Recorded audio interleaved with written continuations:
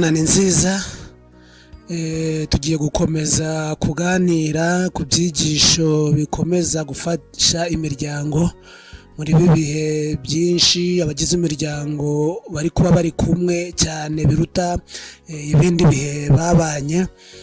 Niyo mpamvu rero muri uyu mwanya tugiye gukomeza kunganira imiryango, kandi ntabwo ari ukwiyunganira gusa, ahubwo ni ukunganirana kugira ngo imiryango yacu ibe ibutahamana, by'umwihariko ikomeze ibe ijuru rito nk'uko ibyanditswe byakomeje kurivuga, kugira ngo ubwo turi kwitegura ijuru rigari, amajuru mato yacu twese tuzahurire mu ijuru rikuru turi kumwe na Data wa twese ubuziraherezo, tutikanga ikibi, tutikanga ikintu icyo ari cyo cyose uretse umunezero gusa.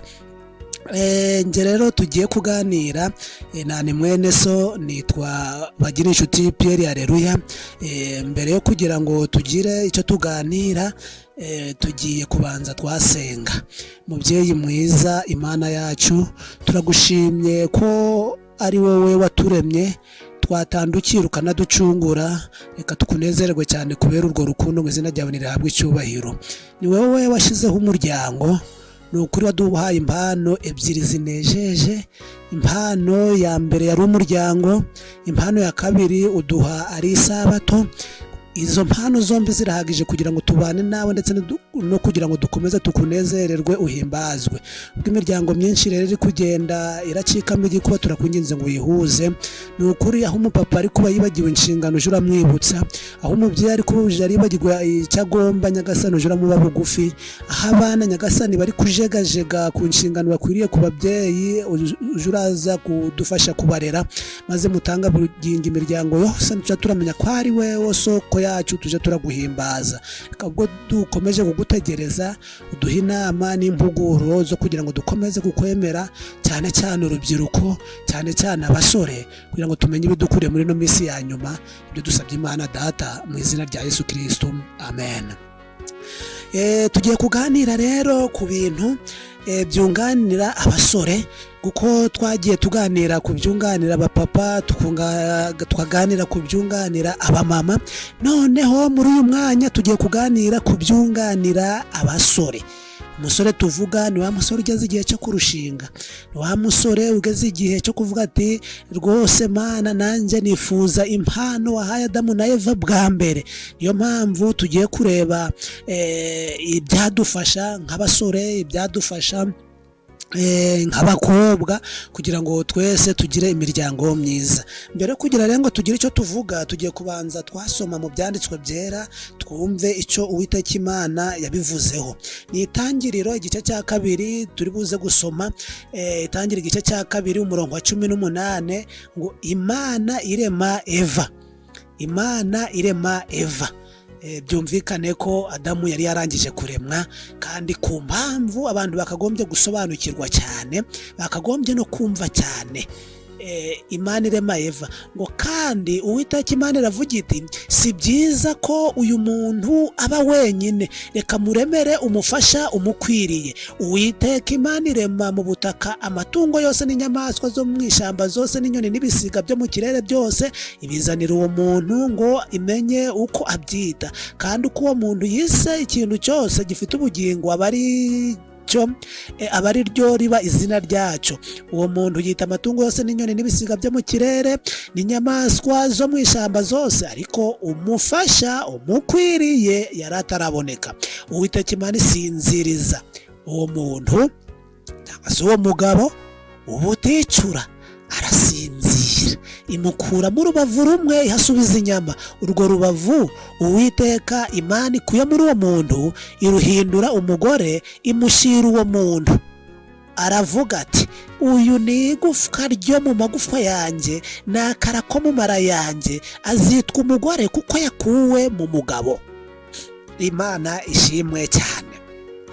Ahangaha isomo riratwereka yuko Adamu yari yaremwe, hanyuma Eva nawe aza kuremwa, kubera ko Imana ubwayo niyo yari yiboneye ko umuntu cyangwa se umugabo ataba wenyine. Nuko ubwo Imana ikintu yakoze, maze kubona umuntu yari akwiriye ibintu byinshi harimo n'umufasha, nuko umuntu cyangwa se Adamu ahabwa ibintu kubyita amazina. Uwiteka Imana ahari yumva ukuntu Adamu ari kubyita amazina, kandi ngo n'ayo mazina niko yari gukomeza kuba.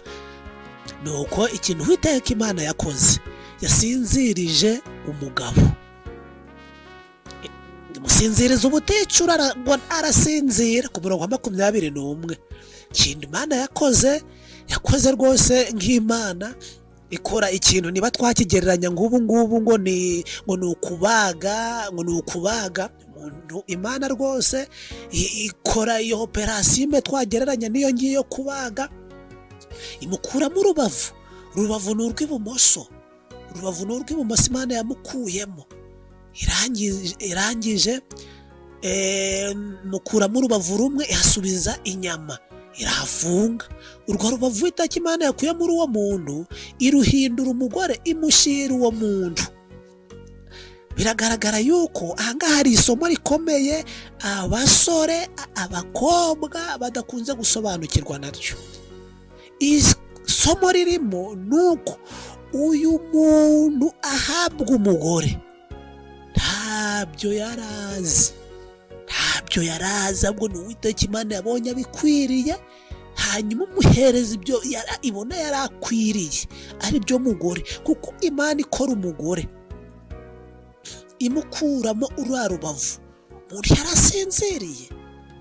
asinziriye.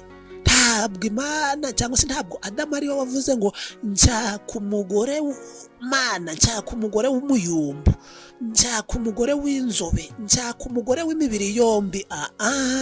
Oya, Imana niyo yarizi igikwiriye cyangwa se ukwiriye umugabo, yamuhereje ibara ririkwiriye iryo umugabo nawe anarashima. Kandi ikimenyetso kigaragaza yuko isura cyangwa se igihagararo cyangwa se ubwenge umugore Imana yariremye ko Adamu nawe yabushimye. Nuko ku murongo wa 23 yavuze ngo uyu ni igufwa ryo mu magufa yanjye, ni akara ko mu mara yanjye, azitwa umugore kuko yakuwe mu mugabo. Turatangiye kumusigira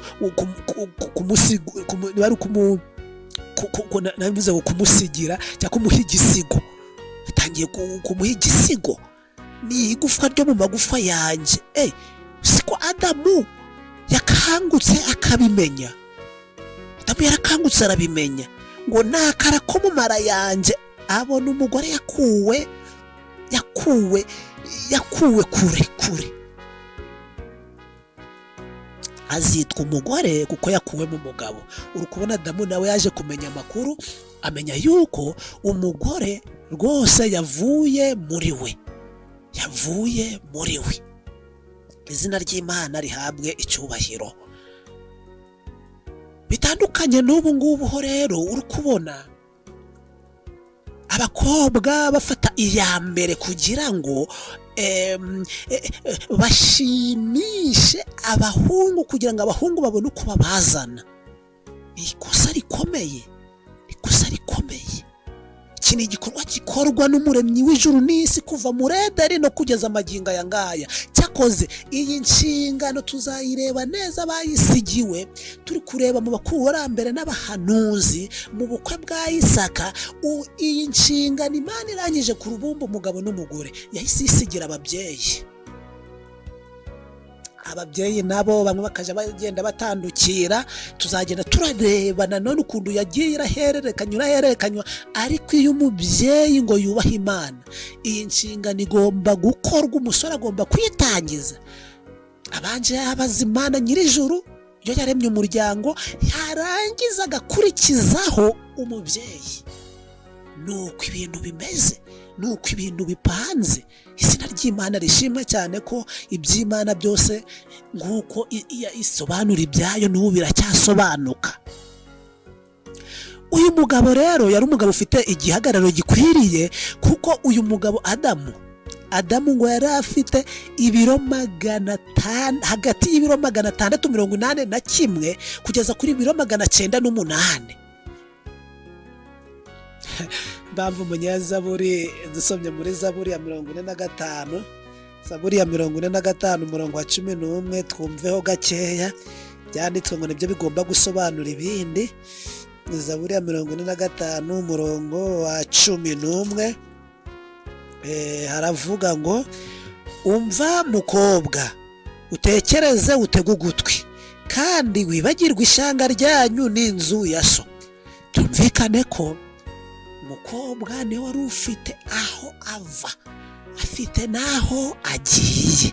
Aho yavuye rero ni mu Rubavu, kandi urebye ahantu yari agiye hano ari bugufi n'aho ngaho. Ntabwo Imana yigeze ifata itaka yakoze madamu ngo ivuge ngo rirasa ngo reka wongere ifate n'irindi uruhande rwe ngo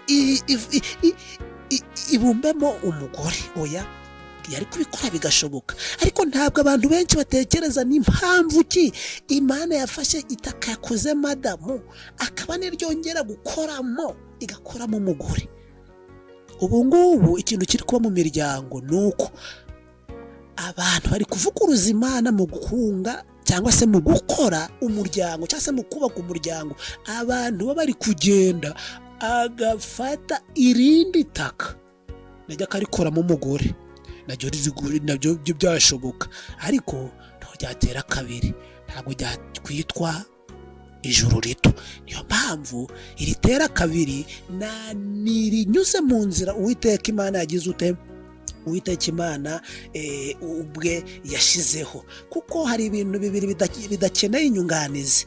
Ibintu bibiri bidakeneye inyunganizi harimo umuryango nk'uko iboneka ari mu Itangiriro igice cya 1 umurongo 26, aho Imana yari itangiye kurema umugabo,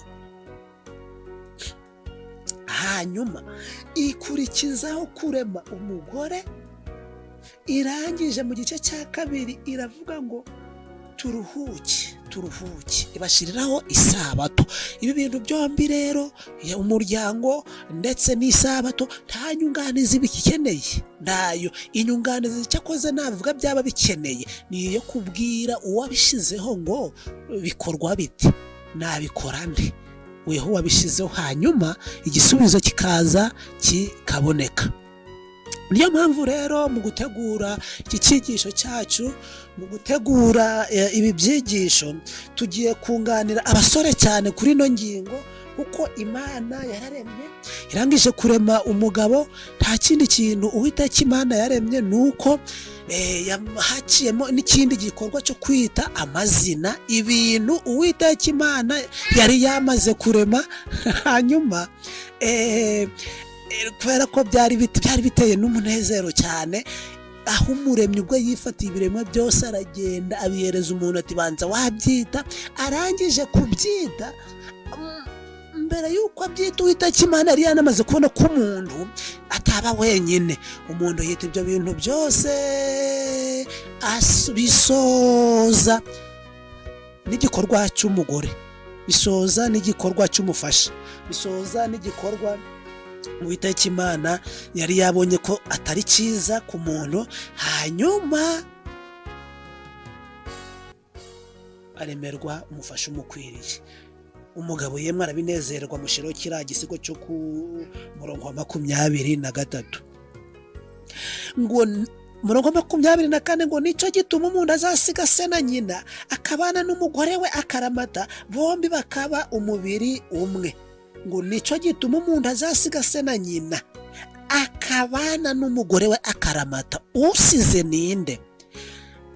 Nigaho hano bavuze ngo nicyo gituma umugabo azasiga se na nyina. Ni umugabo uvugwa ahangaha, noneho ni umugabo uvugwa ahangaha, azasiga se na nyina abane n'umugore we akaramata. Bivuze iki? Aha hatangiye none, niba ari umugabo ugiye gusiga, hatangiye igikorwa cya kindi abasore bita ngo ni ugutereta, cyangwa se tukivuga mu mvugo nyayo, kuko n'iryo jambo rihatsemo ibindi byinshi twaba dutarutse. Hano hatangiye igikorwa kiboneka mu gitabo cy'inama zigirwa itorero, kivuga ngo kurambagiza uwo muzashakana urugo, cyangwa se kurambagiza uwo muzubakana urugo. kurambagiza muzubakana urugo. Mu kurambagiza rero niho tugiye kwinjirira nanone, kuko n'Uwiteka Imana yavuze ngo nico gituma ku murongo wa 24 nico gituma umuntu azasiga se na nyina akabana n'umugore we akaramata, bombi bakaba umubiri umwe. Burya ibintu byapfiriye mu buryo twize mitangiriro. Abasore abagize imiryango n'abashishikariza kugira ngo bongera bigitangiriro. Abenshi twaryize nabi ngo nicyo gituma umuntu azasiga se na nyina. Abenshi bazi ngo ni kuri tuje kurambagiza abakobwa. Oya, ahubwo uru ni uruhembe rw'imbere Imana yari ihaye umugabo, ko ari we wafata iya mbere mu kureba uwo bakubakana urugo. Ariko ubu ngubu ntabwo ariko byumvikana, ntabwo ariko bimeze, ariko abubaha Imana niko bagomba kubifata. Akandi kantu karimo ngo akabana n'umugore we akaramata, aka kajambo gakurikiyeho ngo bombi bakaba umubiri umwe. Iyo bavuga ngo bombi bakaba umubiri umwe, abantu benshi babyumva mu buryo butandukanye, abantu benshi babyumva uko bishakiye. Ariko ahangaha Imana kubera ko tugiye kureba ingingo zigiye kubanza, ahangaha ngo Imana yarivuze ngo n'imibonano mpuzabitsina bazaba bayemerewe, bombi bakaba umubiri umwe. Uwiteka Imana ritanze n'uburenganzira ko bazororoka cyangwa se bazakora imibonano mpuzabitsina yemewe, aribyo Pawulo yise ngo kuryamana kw'abashakanye. Reka dukoresha iyo mvugo. Imana yari yemereye umugabo ko igihe gikwiriye ko nikigera bazagira kuryamana kwera. Tuzaza kubireba uko mu ngumwe harimo inyigisho nyinshi cyane. Ushobora kubaza utese noneho bahise baryamana? Oya, ntabwo bahise baryamana, oya, ahubwo tuzabireba, niyo ngingo na tuzayingeraho nibiba ngombwa. Tugiye kwereka rero umusore mu kurambagiza uwo bazabana akaramata. Areba kuki? Arambagiza iki? Kuko ubu ngubu abantu basigaye barambagiza amashuri, kavuga ati rwose yarize kumagefite urugero rw'amashuri nifuza yaba umugore, bakaba baragiye. Umusore ari kuvuga ati rwose bafite amafaranga nta kintu nazakena, bagahita afata inzira bakagenda. Umukobwa nawe nuko agahita afata inzira akagenda. Ariko ntabwo ari byo. Tugiye kureba rero ibyakunganira abasore bacu mu muryango kugira ngo bagire cyangwa barambagize abafasha babakwiriye, ufasha umukwiriye. Kuko ikiri kugaragara ubu ngubu mu marambagiza y'iki gihe, uri gusanga urubavu rwavuye mu musore ugasanga ni rugufi, ntabwo rukwiye ngo rube rukwiye ahavuye urwo rubavu nyine, ugasanga ni nk'urubavu rw'igice. Mana niba ruri kurwa hanze kubera ari rugufi, Mana niba rwarwamo imbere, byose ibyo murabyumva kandi tunarabibona no mu buzima busanzwe. Usanga ahandi urubavu ari rurerure, ukabona aho rwavuye ntabwo ariho rukwiriye, ukagira ngo mbese kurusubizamo rwajomba cyangwa se waruheta cyane kugira ngo rukwiremo. Iyo ni amagambo asaba kugira ngo Mwuka w'Imana dufashe turebe ese urubavu rwaba ruto, rwavuyemo umugore rwaba ruto, urwavuyemo umugore rwaba runini. Niyaho ingorane ziri kuva. Yemwe ushobora no gusanga ntari kuvurwa rubavu nacyo cyaba ikibazo. Ntabwo byose twabivuga ngo tubirangirize rimwe, ntabwo turazana cyo kugikomozaho. Uko umukobwa nawe yareba niba koko ari urubavu rwahagiye kuje, turi buze kubirebaho kandi nibyo bigiye gukurikiraho. Turifashisha rero igitabo cy'urugo rwa gikirisitu, ni paje wenda ibyinshi biri no mu nama z'itorero mwa kiriya cyigisho twababwiye cya mbere, mu muzingo wa kabiri, kurambagiza, cyangwa se ni ikivuga ngo kurambagiza uwo muzubakana urugo. Tuzaza kureba n'igice cya 20 ngo ntugashingirwe uwo mudahuje kwizera. Tuzareba abadahuje kwizera ni abameze bate, ariho twari turi gukomeza turubavu rushobora kuba runini cyangwa rukaba rutoya, bishobora guteza ibibazo. Ni ugushingirwa mudahuje kwizera, nabyo tuzabibona. Ariko uyu munsi insanganyamatsiko ni kuvuga ngo kurambagiza uwo muzubakana urugo. Ntabwo Adamu yigeze yanga Eva. Unarebye ntabwo Adamu yabwiye igisigo Eva ngo avuge ngo urabeshye cyangwa urakabije. Byumvikane ko byaba biri mahwi, kwari ubavuga ko rukwiyemo neza. Reka rero twihutire kureba ibiranga umusore ugiye kurushinga. Ni urugo rwa gikirisitu cy'Icyongereza, paje ya 47. Ariko abacifuza nanone bakibona, ni icyigisho kivuga ngo kurambagiza uwo muzubakana urugo mu nama zibwirwa itorero, ni umuzingo, ni uwa kabiri. Ubwo ni ku paje, ni igice cya 18 ku paje ya 8.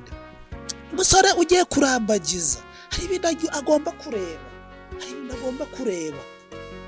Ikintu cya mbere agomba kureba, tugiye kureba ibintu bigera hafi mu 8. Tugiye kureba hafi ibintu bigera mu 8 umusore agomba kureba. Iyo ahushijwe na kimwe muri byo, agomba kuba abizi, akabazi ko ingaruka zizavamo azazirengera. Niyo mpamvu iki ni igikorwa, impamvu Uwiteka yagishize inyuma, ntabwo ariko cyari kimunaniye kugikora ku munsi wa mbere, ahubwo yanari imyiteguro yo kugira ngo urugo rube ijuru ritoya. Ikintu cya mbere umusore agomba kureba, menya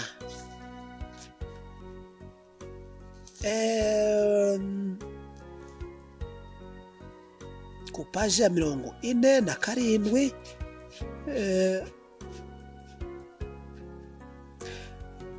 ni icya mbere ni umusore ibyo agomba kwibaza. Azibaza iki kibazo: ese azazana umunezero? Cyo ni icya mbere. Ese azazana umunezero? Uyu munezero uvugwa aha ngaha rero, abasore benshi bashobora kuvuga ati iyo murebye mbona azazana umunezero, iyo mubonye babona azazana umunezero. Ntabwo ari ku musore gusa, turi buze kukageraho n'iyo ngingo. Umusore arimo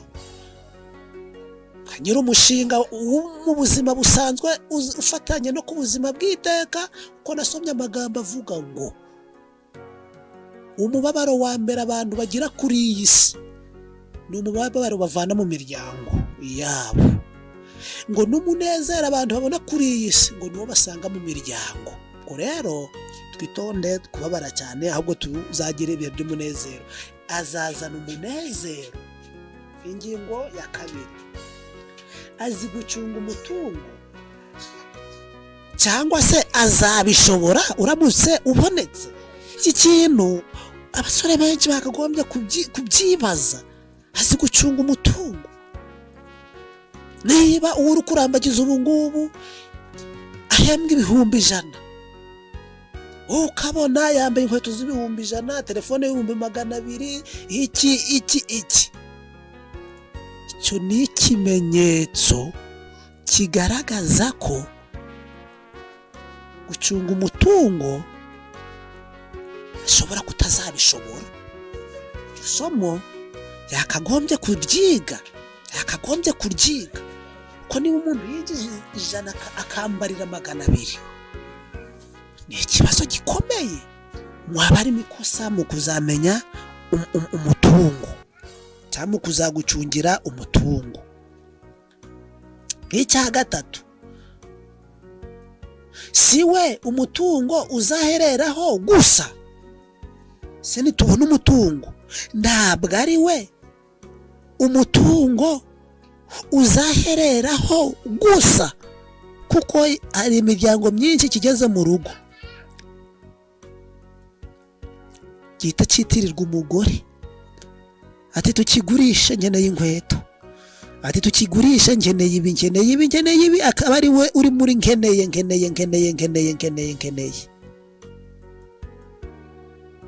Iyo mpamvu ingingo ya gatatu ivuga ngo siwe umutungo uzahereraho gusa, uretse ko n'ibyanditswe byera binarabibuzanya abasore. Ntabwo umutungo ugomba guherezwa ku mugore.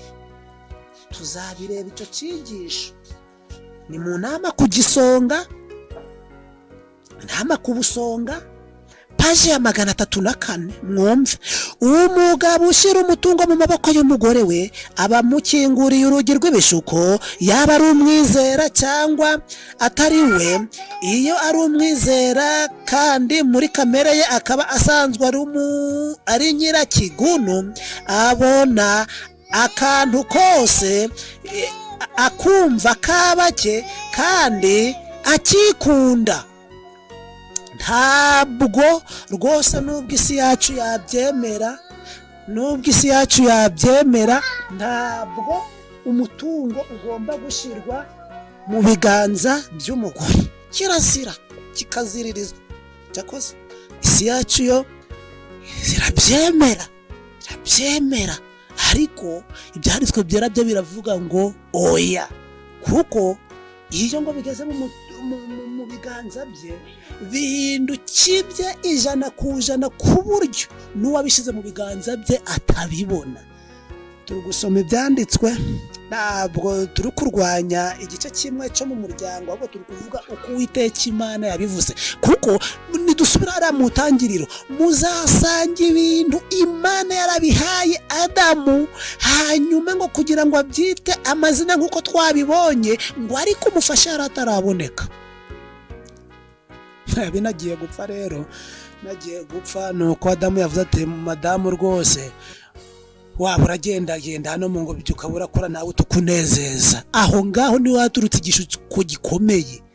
Eva barazanye ati dore ikintu mbonye, ati dore ikintu mpashye. Hanyuma Adamu abona nta kundi yabigenza atakiriyeho.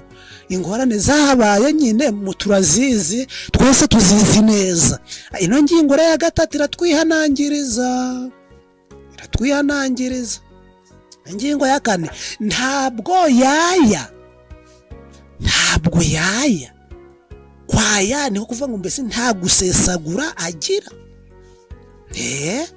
Ingingo abasore bakagombye kwitekereza neza, batese ntabwo habaho gusesagura umutungo. Ingingo ya 5, ese ntakunda ibishashagirana. Ibishashagirana rero muzabibona mu miryango yanyu, mu miryango yacu, mu miryango muri rusange tuzabibona. Ibishashagirana tuzabibona, n'ababikunda muzababona. Ukabona umuntu w'umukobwa mode ya mbere yadutse arayifite, abenshi akitwaza ngo none ko mfite ubushobozi. Kugira ubushobozi nto bivuhwanye no kugira mode ya mbere igezweho. Ukabona uko umutayera doze bya mbere cyangwa se adoze bwa mbere, ukabona nawe niwe biri guheraho. Akabona mode kuri televiziyo ikabana yamugezeho. Ese ino ngingo iri kuvuga ngo wa musore we ntabwo akunda ibishashagirana. None ingingo ya 6 iravuga ngo akunda umurimo. Iyi ngingo ntabwo abantu benshi bayitaho, ntabwo abantu benshi bita kuri izi ngingo ngo amenye ngo mbese umukobwa akunda umurimo. Ntabwo abantu benshi babitekerezaho. Yamaze kureba isura fini, abasore benshi ni abari fini babyarangiye abaruhu, ntabwo bita kuvuga mbese yakora ntiyakora. Mu gihe mu migani igice cya 31 batubwira imico iranga umugore, ngo azinduka kare, ngo abo mu rugo bakamwita nyiramugisha. Ibintu nk'ibyo kubera iki? Bavuze ko ino ngingo ngo akunda umurimo. Abantu benshi bagiye baratandukira, harimo n'abaderira, ni abantu usanga kenshi. Ndetse nasomye amagambo avuga ngo no mu bintu bizatuma isi yacu igera mu buhenebere cyane mu minsi y'imperuka, ngo igatuma ngo ibyaha byiyongera, ngo ni ubute bushamikiyeho ibintu byinshi. Abantu benshi b'abanyabute iyo ari abakobwa, kenshi ni babandi bavugwa ngo ni abasambanyi, ni babandi bavugwa ngo abagabo bose barabaza, kenshi aba ari abanyabute. Yari umukobwa ukora, inkweto yayibonera, telefone yayibonera. Niyo umugabo yaba ari umusambanyi ntabwo abona hamuhera. Ubwo ndavuga abagabo bapagana, ariko ntabwo ashobora kubona hamuhera. Ariko iyo ari umunyabute ntabwo byoroshye. Ingingo ya 7, yihanganira ibibazo ate? Tugomba kureba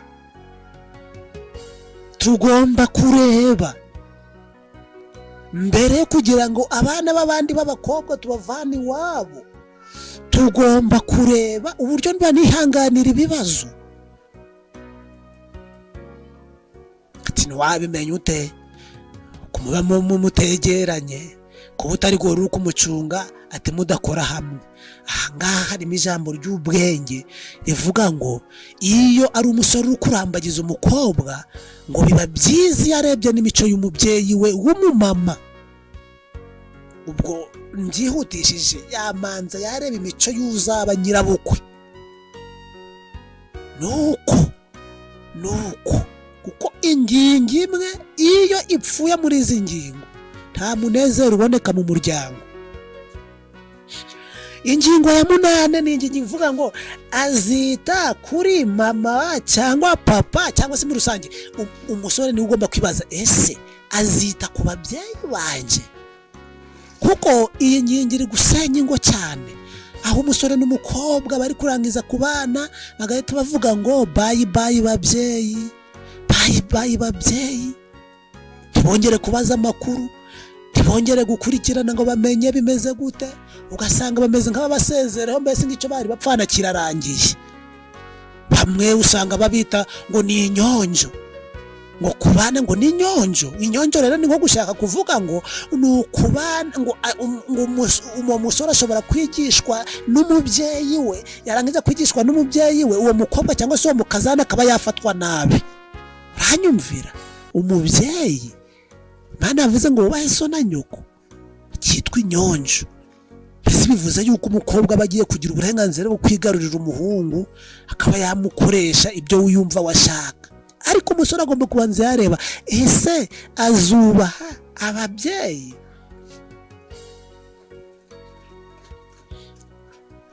Abasore benshi rero usanga izi ngingo zigezweho, hari siloga cyangwa se hari ijambo rivugwa ngo urukundo ni impumyi. Umuntu wese uzavuga ngo urukundo ni impumyi ntazashobora urugo, azamenye ko aya magambo ndi kuvuga ari nje wayihimbiye. Ngo urukundo ni impumyi, iri jambo ni Satani waryinjije mu basore no mu rubyiruko rwacu, none bari gukora bavuga ngo urukundo ni impumyi. Uwahuye nawe n'uyu, ubwo rero uwahuye nawe n'uyu, none se ubwo rukureba uwahuye nawe n'uyu. Nguko kibazo biri kugenda byinjira mu miryango yacu. Ndasomye amagambo avuga yuko iri jambo rivuga ngo urukundo ni impumyi. Umuntu aba yamaze kuzengurukwa na Satani, barangije kumwuzura, ahubwo ni uba wabaye impumyi akabishira mu rukundo. Reka dutanga urugero ku mwami wacu Yesu Kristo. Yohana 3:16, ngo kuko Imana yakunze abari mu isi cyane, byatumye itanga umwana wayo w'ikinege, kugira ngo umwizera wese atarimbuka, ahubwo ahabwe ubugingo buhoraho. Imana yaradukunze iduhereza Yesu. Ese ntabwo uwari we wese ashobora kwibaza ngo kubera iki yaduhaye Yesu?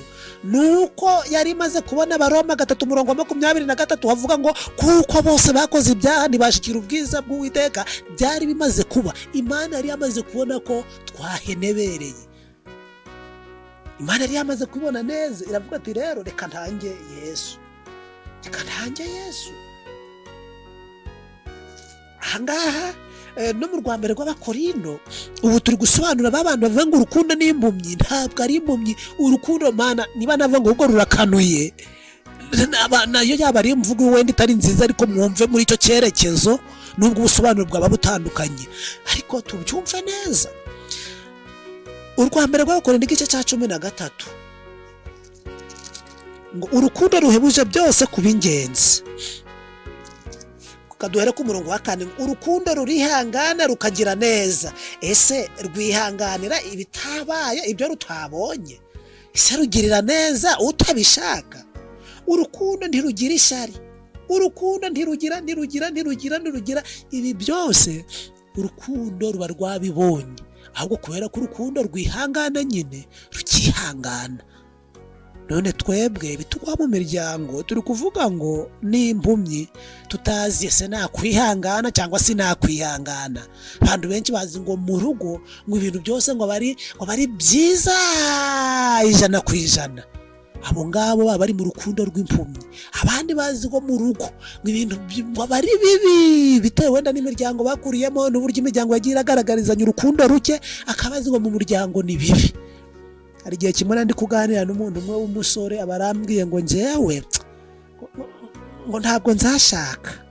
Ari umukobwa, njyewe ntabwo nzashaka. Ati kubera iki? Ndakurikirana nsanga mu muryango ababyeyi be nta gasanira ku rukundo bigeze bagira. Ubanza baraherutse ko mu kwezi kwa buki bahoraga igitondo n'umugoroba bakururana baryana. None uwo mwana w'umusore aravuga ngo ntabwo azigera ashaka. Nanone kubona umuryango nkaho ari bibi gusa, ntabwo bagasobanukiwe n'umuryango. Umuryango byose bibamo, nubwo ibyo bibi bishobora kuboneka, ariko nuko ari isi yashaje byari byiza gusa. Izina ry'Imana rero rihabwe icyubahiro. Ahangaha rero twibanze cyane ku byo umusore yareba. Abasore ba Adamu, nimvuga abasore mutamumva ko muri ba Adamu, ibi bintu mugomba kubyitaho cyane. Bisobanuka cyane mu gitabo cy'urugo rwa Gikristo paji 45, ibyinshi babisobanuye. No mu nama zigirwa itorero umuzingo wa 2 igice cya 18 birasobanutse cyane. Niyo mpamvu twifuje kongera kubibasangiza ngo ubu ngubu muri mu miryango, ubu ngubu turi mu miryango, twongera tubyiyibutse kugira ngo dukomeze tumenye uko amahame irambagiza nyaryo uko rikwiriye. Ibiranga umusore ugiye kurushinga. Ubwo nivange ibiranga umusore ugiye kurushinga ni mu rugo rwa Gikristo paji 47. Iki ni cyongereza, ariko ibiranga umusore ugiye kurushinga. Ubwo niba agiye kurushinga ninde umureba? Ni umukobwa. Umukobwa kubera ko azakobwa nyine, umukobwa ariko bazamukwa. Ingingo ya mbere umukobwa agomba kumenya ku musore, ntabwo umukobwa agomba kubaho n'abagomba kurambagiza, nabwo burenganzira arabufite. Uyu muhango kera wakorwaga n'ababyeyi. Mujawimana nawe yavuze mu rugo rwa Gikristo bambe mu bakurambere n'abahanuzi mu kigisho kivuga ngo ubukwe bwa Isaka, yavuzemo yuko kubera ko ababyeyi barabiringirwa, niyo mpamvu baje kurambagiriza abana babo ngo abana ntibange. Kubera ko ubu ngubu hagiye harabaho gutandukira rimwe na rimwe kw'ababyeyi, byabaye urufatanye. Niyo mpamvu umubyeyi agomba gutanga icyifuzo ku mwana we, n'umwana akagitanga nk'umuntu uri kwifurizwa urugo rwiza. Reka twihutire rero ku biranga umusore ugiye kurushinga. Ubwo ni umukobwa ugomba kumureba. Mukobwa wareba iki? Menya amakuru yo mu mibereho ye ishize. Menya amakuru yo mu mibereho ye ashize, cyangwa se imibereho ye ishize. Iyi ni ingingo nziza umukobwa akagombye gukurikirana. Burya abahungu imico bagiye baragaza mu mibereho yabo akenshi ntabwo ihinduka keretse iyo Uwiteka yitabariye. ntabwo amakuru yaranze abahungu ntabwo akunze guhinduka mu bihe byashize, kereka iyo Yesu atabaye nk'uko yatabaye Sawuli agiye i Damasiko akamuhinduramo Pawulo. Iyi ni ingingo ya mbere abantu barumva bihuse kandi ariyo gutindwaho. Ingingo ya kabiri, ese afite ababyeyi? Niki uzibaza. Niba bafite, burya ngo bahuza nawe imico myinshi.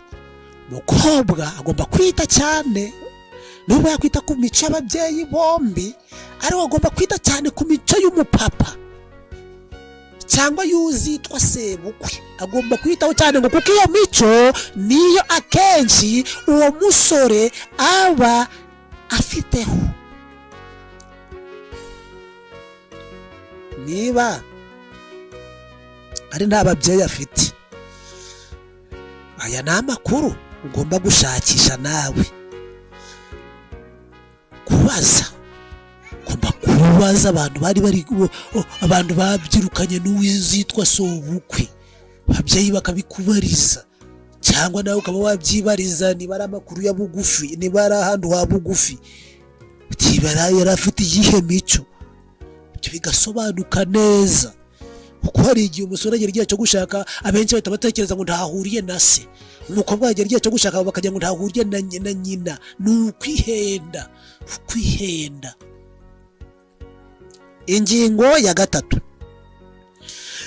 umukobwa agomba kwibaza ati ese uyu ngiye gushaka cyangwa nzashaka si umunyagituna cyangwa si umunyagitugu? Uzacunge mu mibereho y'umusore, mu babyirukana nabo, wumve niba atari umusore uvuga ngo ndavuze ngo, wumve niba atari umusore uvuga ngo ndategetse ngo, niba wumve niba atari umusore uvuga ngo niba atari guca bibaye simbyemera. Uwo musore uzamwitondere, umusore uzamwitondere. Wa mugani w'umuco nyarwanda ngo niwabo ngo no mu rugo rw'undi niba nguciye neza uwo mugani ngo babyara agahungu.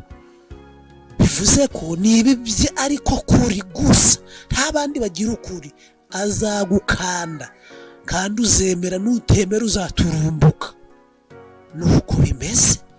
Cyangwa se nudaturumbuka uri gushinyiriza, ubeho utumbye kuzageza igihe abayeho guturika cyangwa se kwiyahura. Ibintu nk'ibyo ntago mu muryango ari kwikorera ibibazo igitondo n'umugoroba, oya, by'igitugu, oya. Ingingo ya kane, imigambi n'ibyifuzo bye wumva wakuramo umunezero. Umukobwa agomba kwibaza iki kibazo akavuga ati ese iyo tuganiriye, aho duhurira mu bandi basore avuga, duhurira dusenga avuga, aho duhurira mu mutsinda runaka avuga, ese wumvaga imigabo n'imigambi ye wumvaga byazaguha umunezero? Kuko umukobwa ushobora kwibaza ati ese none umunezero nawubwirwa n'iki? None uyu munezero naje ngenda nkamubaza ngo mbese ngo uzagura ngo imodoka, ngo mbese ngo uziga ayahe mashuri? Ntabwo icyo kibazo ari cy'umukobwa muzima. Oya, ubwo tegereza hahandi muhurira, atazi ko yakurambagiza, hanyuma wumva imigabo n'imigambi. Kuko ukuri wo gushirira mu biganiro, ushobora nawe no kubaza ikibazo gisa n'iyo ngingo kugira ngo wumve uko aravuga, atari uri kurasa, ahubwo uri kubaza iryo tsinda muhuriramo cyangwa aho mutuye. Ubwenge niyo mpamvu ibyanditswe bivuga ngo urugo rwubakwa n'ubwenge, ntabwo rwubakwa no guhubuka, ntabwo rwubakwa no by'imyumvire, ahubwo rwubakwa n'ubwenge. Kandi ubwenge Yobu 28:28 ngo dore kubaha Uwiteka nibwo bwenge, kandi kuva mu byaha niko kujijuka. Umuntu wubaha Uwiteka rero izi ngingo zirashoboka, kuko umuyoboye abaye muhaye ubwo bwenge. Ingingo ya 5, yubaha mama we, aramukunda, aramutinya cyangwa se aramutinya. bakobwa inshuti zacu, bakobwa abana bacu, umusore nuja gushaka umusore cyangwa ukabona umusore dufite ubwanjye, Imana yaduhaye ubwenge, cyangwa ukabona umusore yakubera umugabo, uje uramutekerezaho iki kibazo kivuga ngo ese yubaha mama we? Umusore utinyuka mama we cyangwa se umuhungu utinyuka mama we, umugore cyangwa umukobwa we amufata nk'ibyatsi biruseho. None se niba asuzugura uwamubyaye, weho kumutekera, weho urukumva ari aho ntahuriro. Iyo atubaha mama we rero tuzaje kurwisenyeraho, tuzaje kwibabariza ubusa, cyane cyane iyo amufite. Yaba atamufite ukurikirana amakuru nk'uko twabibonye. Aramukunda, ugomba kumenya niba namukunda. Muri no ngingo ya 5 niyo tukiriho. Ese aramukunda? Niba adakunda mama we yaramwibyarije, we atabyaye biti, nawe byumve. Aramutinya. Burya abasore batinya ba mama babo kimwe nuko abakobwa batinya ba papa babo. Atari uko batinya kubera ubugome, ahubwo ari gutinya kwiza ko kubaha. Undi bavuga ngo umuntu atinya, ngo dutinya Imana. Ntabwo ari ukwivuga ngo twiruke, ntabwo ari ukwivuga ngo twihishe iyo bidatewe n'icyaha. Ahubwo iyo bavuga ngo dutinya Imana nuko tuba tuyubaha, byivuze twitegura kubyumvira, ibyivuga twitegura kubyemera, ko gutinya Imana. Ahangaha rero ese ugomba kubaza, ese uyu musore atinya mama we? Aha, ingingo ya 6 umukobwa agomba kureberaho, agomba kubaza ikibazo, ese ibirori birangiye azakomeza kunkunda? Abasore benshi, imiryango myinshi iri kurangiza ukwezi kwa buki, ubuzima bukaba buhagaze, kandi ariho ubuzima bwakagombye kuba butangiye. Abasore benshi ni uyu mutego bari kugwamo. Bakagombye umukobwa agomba kuvuga ese nyuma y'ibirori azakomeza kunkunda? Ubwo nyuma y'ibirori no kuvuga ngo nyuma y'ukwezi kwa buki azakomeza kunkunda?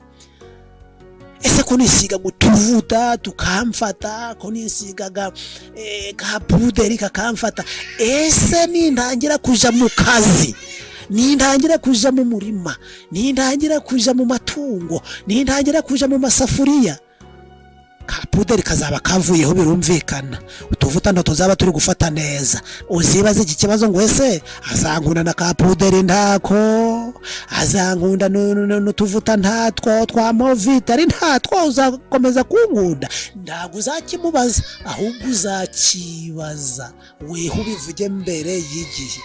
Uko abenshi bari kurangiza kwitana ba sweet, bahani, bashushu, ni bari bashushu, sinzi imvugo bari kubanza, ariko ugasanga nizirangiranye n'ukwezi kumwe cyangwa umwaka umwe. Ntago ibyo bikwiriye. Umwe muri baba yaracunze izamurye nabi. Ingingo ya 7, ese azihanganira amakosa yanjye? Abantu benshi bashobora kubaza ese azihanganira amakosa yanjye? Wese ntabwo azaba ari gukosa. Iki ni ikintu Mwuka w'Imana yavuzeho neza. Ese azihanganira amakosa yanjye? Ni umukobwa ugomba kukibaza. Ko ariko umukobwa agomba kukibaza. Abakobwa bamaze kugera mu ngo, ubwo abaye abagore, iyo bamaze kuba abagore bagira uturimorimo ku buryo, kuko tubizi ukosa nukora. Utwo turimo tuvamo udukosa twinshi bishobora kurenga amakosa umugabo yagira. Bivuze ko utu turimo umukobwa agomba kureba niba umuhungu azatwiha ubunganira, kandi atari utwo turimo gusa, ahubwo ari kureba udukosa tuzagenda turavamo. Ese turimo tuba mu rugo, kubura, guteka se, koza ibyombo, se nibagirwa gukubura, cyangwa se nimfata isahane idongo ikagwa hasi, hazabyihanganira. N'utu turimo n'utwo dukosa tuzajya turagenda tuziramo. umukobwa rero natamenya yuko agomba kubyihanganira azaba yitaye mu kibazo gikomeye. Ugomba kumenya ese ni umugabo cyangwa aranenga gusa. Ubu hari abagabo benshi, hari abagore benshi babereyeho kunengwa, ku buryo baranezerewe kubera kunengwa, baranezerewe kubera kunengwa, aho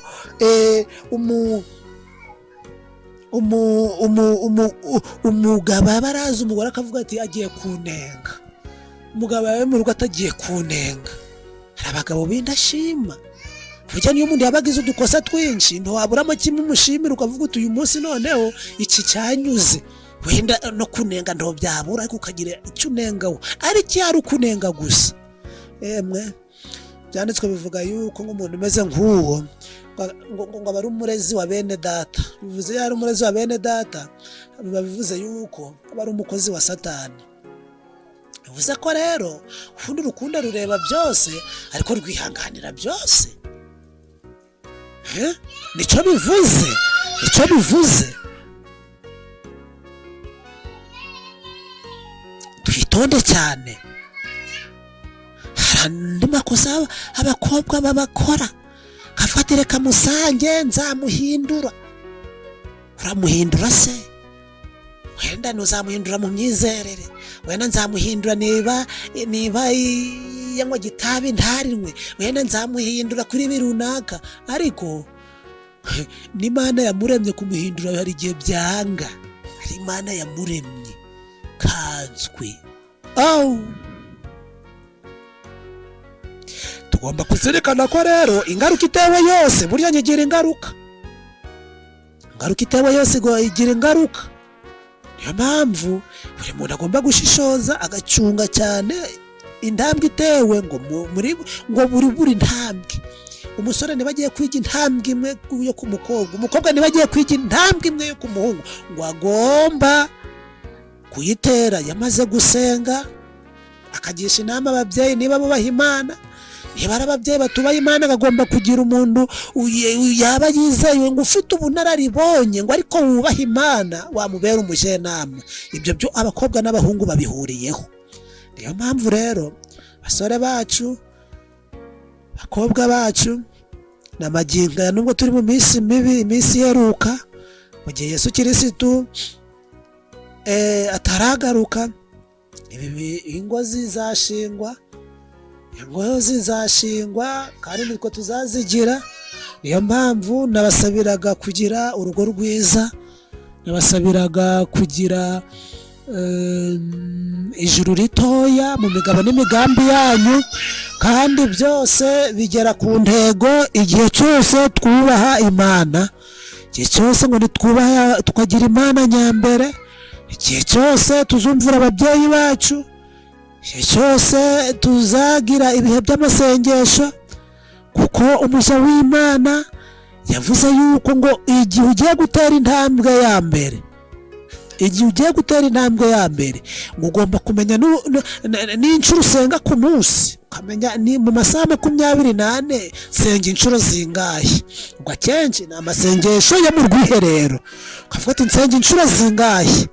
Buri wese nabwo akagombye kumenya inshuro asenga, ngo iyo ugiye gutangira uyu mushinga wo mu by'ubuzima, kuko uyu mushinga nta n'uwitengura urashamikanye ngo n'uwiteka ryose.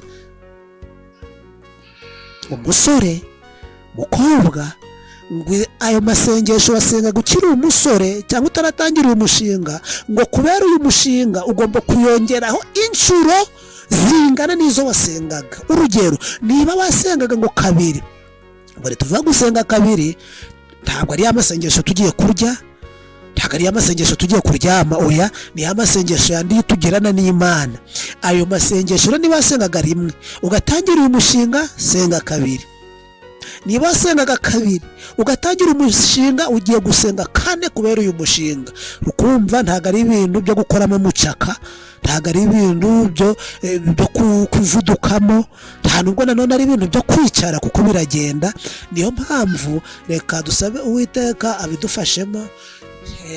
Umusore abwire Imana ati Imana, uko wahaye Adamu na Eva umugore, cyangwa se akavuga ati Mana uko wahaye Adamu umugore, uko wabwijihije mu bukwe bw'Ikana, uko ugiye kuzabwizihiza ari twebwe mugeni, niyo mico dushaka.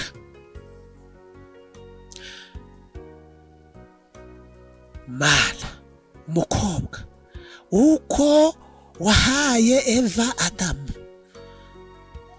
akamuhereza kiriya gisigo, ubu ngubu abenshi bashobora kuvuga ngo ni umutoma, reka nabyo tubivuge gutyo, akamuhereza kiriya gisigo, akamuhereza buriya bwoko bw'indirimbo, niko nawe ugomba gusenga uti Imana unkwiriye, hari igihe ntamumenye ariko wejesha amaso yanjye nanjye mbona unkwiriye. Nukuri Uwiteka ngo nta kintu adakora, ahubwo biterwa n'uburyo twanyujijemo gusaba, biterwa n'uburyo twanyujijemo gusaba. Reka rero mbifurize urugo ruhire, reka mbifurize ijuru rito, reka mbifurize kuzaba abasore baguhagararira Kristo mu miryango yabo, reka mbifurize ko abakobwa baba bagiye guhagararira itorero mu miryango yabo, kugira ngo Yesu Kristo wagiye kuzagaruka ntituzamutinye, ahubwo tuzavuge tuti nguriye umugabo wacu aje gutwara itorero rye, ari byo twebwe, ariyo miryango yacu, ariyo muryango wawe n'uwanjye.